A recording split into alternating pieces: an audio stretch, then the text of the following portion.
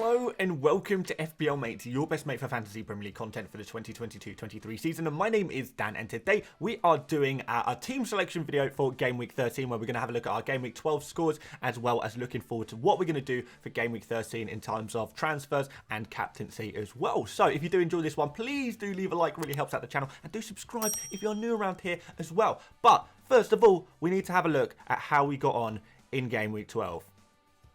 Oh, all right, mates. It wasn't great. It wasn't great. 45 points with a -4 takes me to 41 points for the game week. And I have to admit, I was really actually quite disappointed with this game week. I thought my team looked really good. I think most of you will probably agree that looking at this team, you probably expected a little bit more from it. There was a couple of points in particular that just didn't go to plan at all. Obviously, Mings with the -2 because of the own goal. Really disappointed with that. I was so close to playing Andreas all the way to like 1 minute till deadline. I was thinking, shall I play Andreas or Mings? Which one should I play? At the end of the day, I decided to go for Mings because Aston Villa's underlying defensive numbers have just been so good recently. But you know, it only takes a couple of moments for that to completely change, that to completely go out the window. And unfortunately, we did lose points big time on Mings. That is a 5-point swing by going for Mings over Andreas. So I feel a little bit unlucky there. Also, Bowen missing the penalty, 0-pointer. If Bowen scores the penalty, we're probably looking at 10 points from him maybe.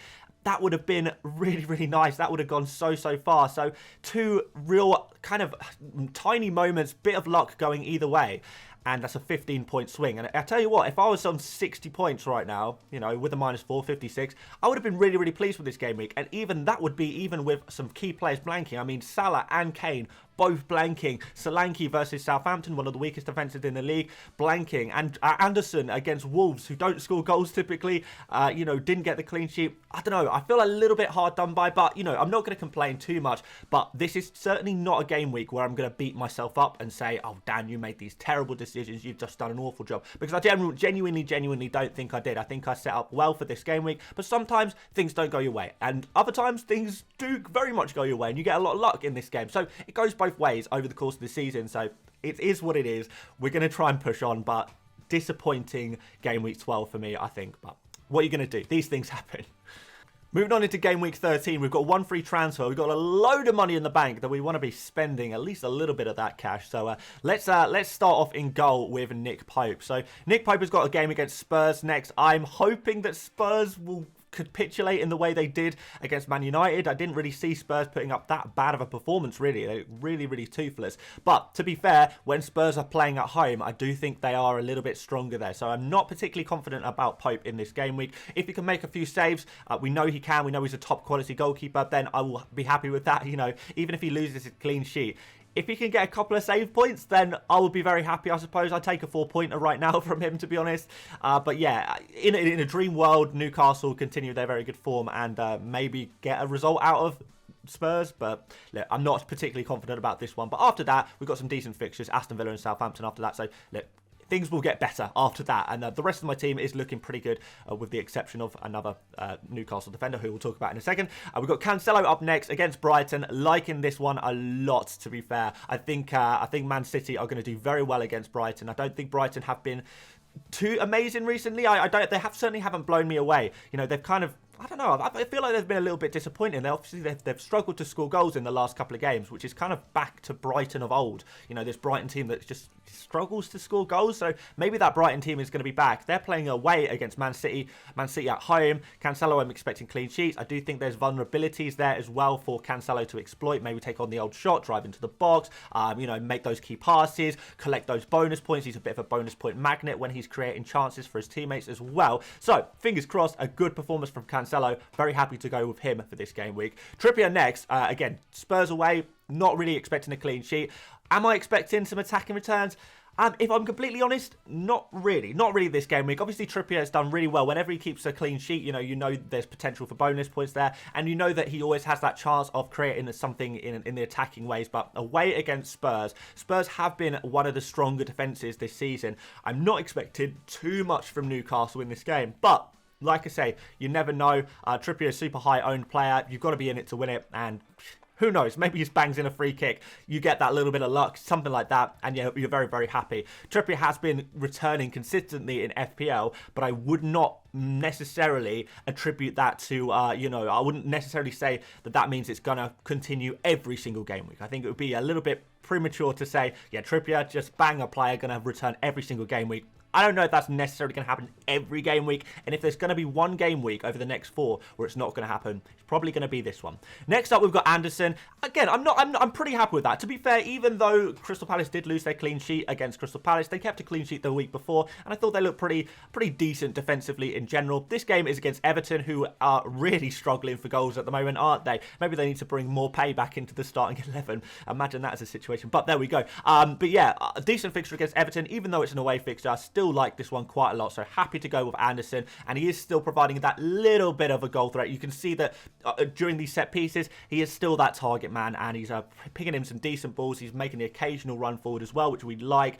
So yeah, overall, Anderson, pretty happy with him. For a 4.5 million defender, and that's really all we want to be spending on our defenders, he does the job perfectly. I think he's the one to have right now, so happy with him.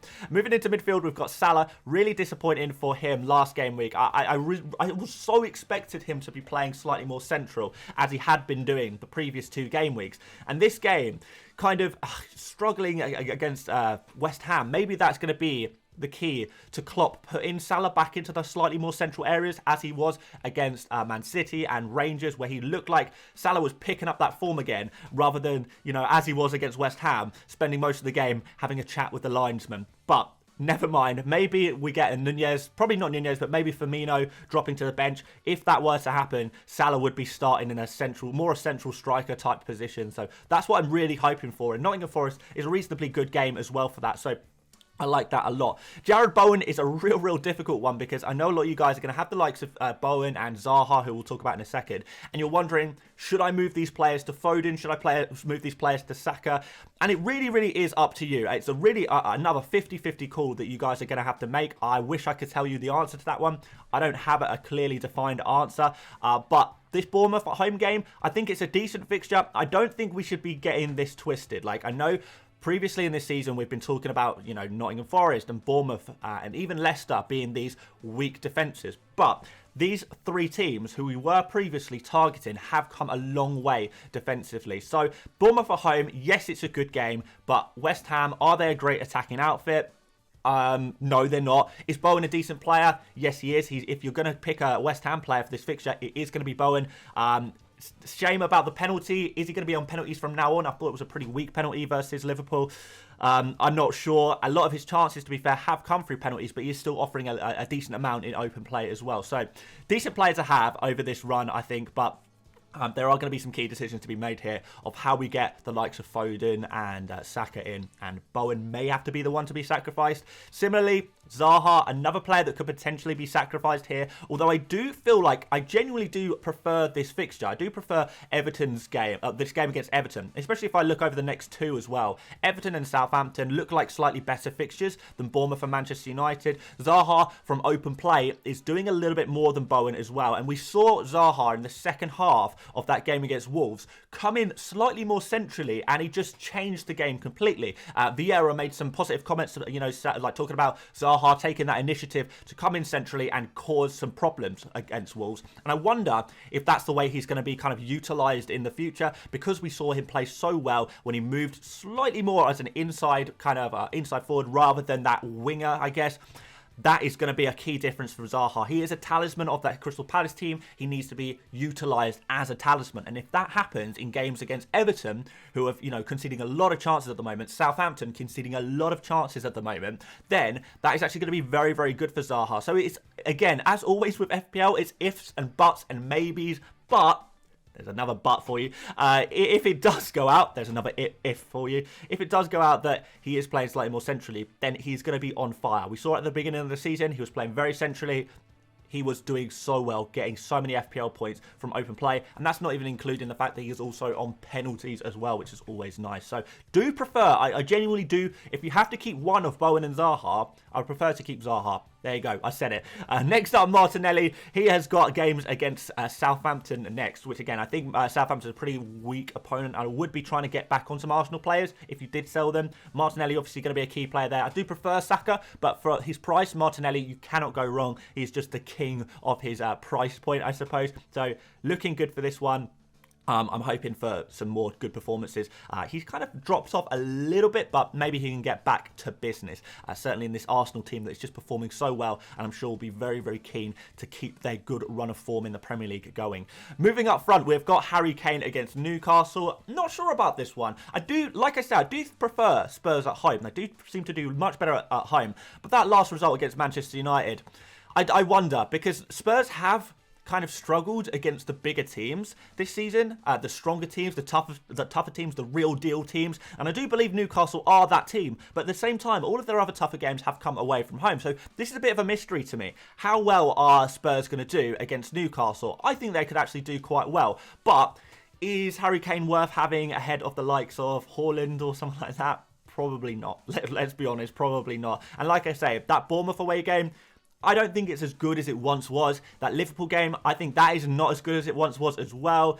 Leeds, maybe after that, is pretty decent. But overall, I think these fixtures are not quite as good as they look on paper, maybe. I don't know. Let me know what your thoughts are on that one, guys. Mitrovic is back, scoring penalties every game week. We do enjoy that. Leeds up next. A very good fixture for him. He's still in that form. He's still constantly scoring. You know, it's all good. He probably could have got a little bit more in that game last night as well, to be fair, against Aston Villa.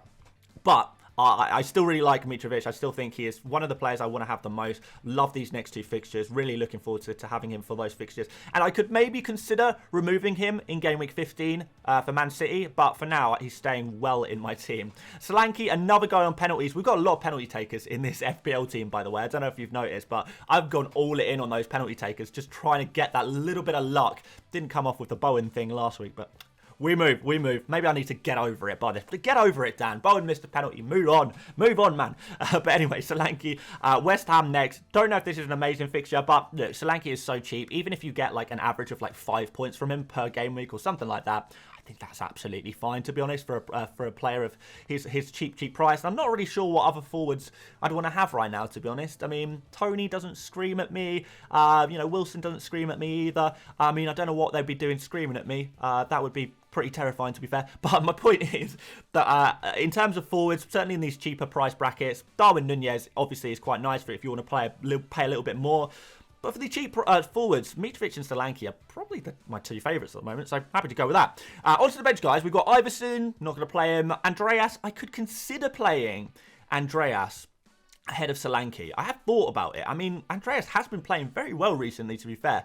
Do I trust him enough to put him in my starting 11? I mean, he could have got more out of that Aston Villa game, which was even scarier considering I benched him last game week. But yeah, I am considering playing Andreas because I do think like that West Ham away game is going to be difficult for Solanke. So a decision to be made there. Again, let me know what your thoughts are on that, guys. Who would you rather play, Solanke or Andreas? Given the player's form, given the player's fixtures, it's a difficult one, right? Mings is going to stay firmly on the bench with that home game against Brentford. Although, if I'm honest, I feel like I know Mings has been in some bad form the last couple of games, but before that, he was doing very well. Obviously, that we're going to have an interim manager, I suppose. Let's see what happens. I don't know. Maybe something could happen there. I actually don't rate Brentford that much at the moment, to be honest. They look kind of dangerous at times, but I feel like they do rely on some moments of magic and moments of luck sometimes to get their results. So I do feel like Aston Villa, with the defensive numbers they're putting up right now, maybe they could do okay. But am I trusting Mings right now? No way.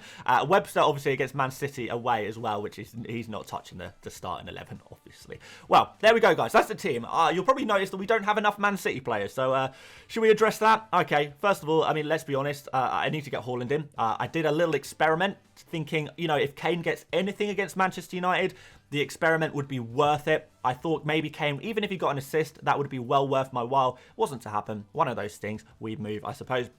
And we need to get Foden in as well. Like I've chatted about Foden being the #1 target this game week so much. I need to make sure that I am taking my own advice, because I know I've definitely this season been guilty of trying to be too different, going my own way, and not actually taking my own advice that I'm giving to you guys. So I'm going to try and take my own advice here and make it happen. So 2 Man City players to come in are going to be Haaland and Foden. I'm going to be removing Kane and Bowen in order to do that.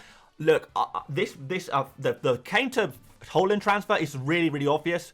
Really obvious. Just everyone who's in that situation, just do it.